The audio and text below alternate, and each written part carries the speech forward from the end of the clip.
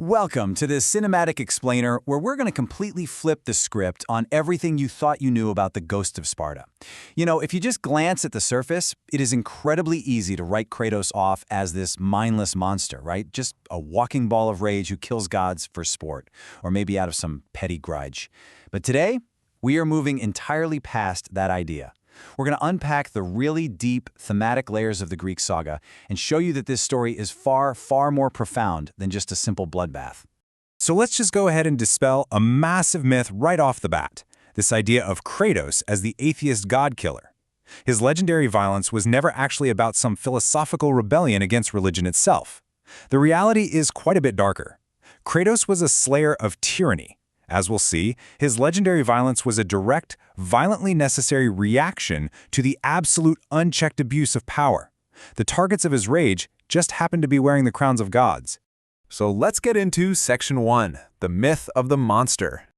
Which brings us to Section 2, Ares' cruel trap. Okay, so the accidental death of Kratos' family at his own hands is the catalyst for the entire saga, right? But as our sources reveal, this wasn't just some tragic twist of fate. This was a calculated trap orchestrated by Ares. Ares was a warlord who callously viewed mortals as disposable chess pieces, just objects to be used for his own gain. He wanted to forge Kratos into the ultimate, unfeeling weapon, the perfect puppet. The trauma inflicted on him wasn't an accident at all. It was literally a feature of Ares' tyrannical design, deliberately meant to sever Kratos' ties to humanity. So when Kratos finally defeats Ares, it isn't some glorious act of deicide. It's about breaking the chains of a warlord. This was a desperate bid to break free of a master who had literally enslaved him. He wasn't just killing a god. He was striking down a slave driver who had robbed him of his humanity simply to build a better weapon. Moving on to Section 3, the divine dictatorship. Once Kratos ascends, he comes to a terrifying realization. The entirety of Mount Olympus operates on the exact same brutal logic that Ares used. The only difference is the sheer scale of it all. Ares was just one symptom of a massive disease. Olympus scales up that tyranny into an absolute, unyielding hierarchy where humans are utterly powerless, just forced to serve at the dangerous whims of these untouchable beings. Think about it. Every god Kratos faces after this is basically just a corrupt arm of the state. Let's break down the enforcers of this divine dictatorship. You've got Helios, who is totally willing to blanket the entire world in darkness just to follow orders. Then there's Poseidon, who will drown whole mortal cities, literally wiping out thousands of innocents just to defend the status quo of Olympus. And of course, Zeus, the tyrant father, destroying his own children out of sheer paranoia to keep his throne. They are not holy protectors, guys. They're a corrupt police force punishing humanity to maintain their artificial order. And sitting at the very top of this brutal hierarchy is Zeus. But he doesn't rule as a benevolent creator or a wise father figure. No, he rules as the ultimate authoritarian dictator. He is the maximum personification of authoritarianism, a leader who demands absolute subservience and responds to even the slightest dissent with catastrophic violence. To Kratos, Zeus isn't a god to be worshipped. He's a dictator who absolutely has to be overthrown if the world is ever going to breathe. Which leads us to Section 4, the betrayed slaves' rebellion. People often look at the immense rage fueling Kratos and misunderstand it as blind bloodlust. It is absolutely not bloodlust. It's the raw, unadulterated fury of a man who was made a slave and deeply, deeply betrayed by the very institutions that demanded his loyalty. It's the rage of the exploited worker, the betrayed soldier, the grieving father. It's all of that, just amplified to a mythic scale. Because of that, his incredible violent strength isn't born from some desire to be the biggest monster in the room. It's driven by a desperate necessity to free himself, and by extension, all of humanity from this celestial yoke. The gods view mortals as nothing more than tools to be used, or honestly, a plague to be managed. Kratos represents human liberation finally fighting back against an establishment that literally feeds on them.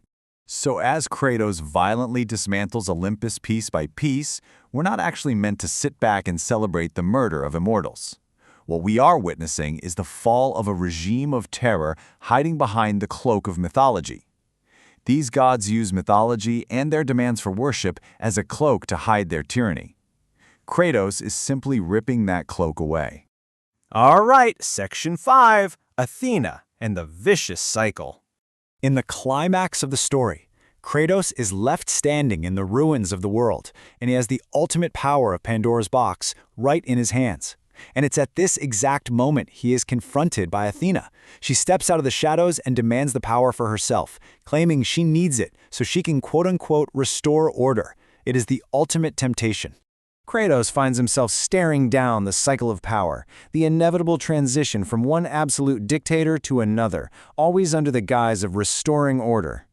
But hardened by years of betrayal, he sees right through this deceptive request. He realizes that Athena is fundamentally no different from Zeus. To her, order is really just a prettier word for control. She merely wants to rule the remnants of humanity according to her own absolute, unchallenged vision. Now we reach Section 6, the ultimate mortal sacrifice. Our sources describe this next moment beautifully. They call it the greatest and most meaningful slap in the face of divinity.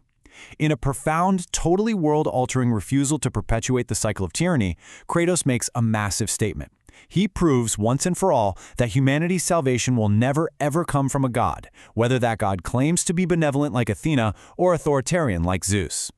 Rather than handing the reins of the broken world over to Athena, and rather than sitting on the empty throne to rule the ashes himself, Kratos does the unthinkable. He takes the ultimate weapon, the blade of Olympus, and turns it inward towards himself. By impaling himself, by actively choosing to die as a mortal human, Kratos literally releases the power of hope, which he had been carrying within him all along, back out to humanity. It is an incredible act of self-sacrifice. He takes the ultimate power and distributes it directly to the powerless, freeing the mortal realm from divine interference forever. The era of the gods is over. True liberation has begun. And this deeply poetic sacrifice totally proves our core thesis today, right? The true end of tyranny isn't just replacing a bad leader with a seemingly good one. True liberation means extinguishing the need for absolute divine leaders entirely. By letting the power go, Kratos ends the era of the gods, acting not as a monster, but as the truest protector of humanity. So, I want to leave you with this final, provocative thought to chew on. What really is the greatest act of true strength?